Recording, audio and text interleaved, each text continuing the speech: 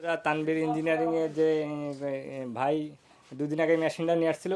তো মেশিনটা আমি নিজে এসে চালাই বুঝ করতেছি। তো আমরা মোটামুটি মেশিনটা চালাইছি, মালটাও খুব ভালো হয়েছে, খুব সুন্দর হয়েছে। তো ভাইও উনি কিছু বলবে শোনেন, উনি তো সব বুঝে জানে, মেশিনটা নিয়ে আসছে, উনি খুশি হয়েছে। বলেন কিছু।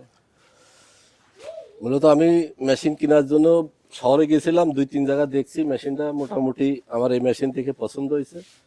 তো মেশিন আমি নিয়ে আসছি। যাক, আমার মন মতো হয়েছে মেশিনটা। আমি মেশিন ট্রায়াল দিয়েছি, ট্রায়াল দিয়ে প্রোডাকশনও ভালো পাচ্ছি। মোটামুটি আমার সব দিক থেকে আমি এখন মোটামুটি সন্তুষ্ট মেশিন নিয়ে আর কি। এই তো উনি আসলে অভিজ্ঞতাশীল লোক, উনি জানে বোঝে।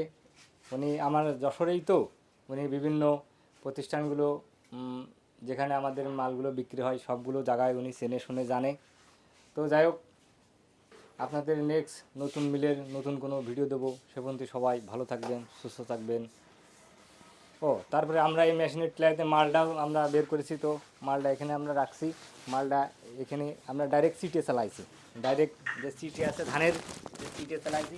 তো সিটেগুলো একদম 100 একদম পাউডার কোয়ালিটি। এখানে ডাইরেক্ট দানা নাই, মাল একদম পাউডার কোয়ালিটি নিয়ে আসছি। এটার সলিড সিটে এখানে আপনি অন্য অন্য ধান ভুট্টা গম দিলে মালটা আরও সফট হবে, আরও নরম হবে, আরও সুন্দর হবে। এখানে শুধু চিটে ভাঙাইছি একদম পাউডার।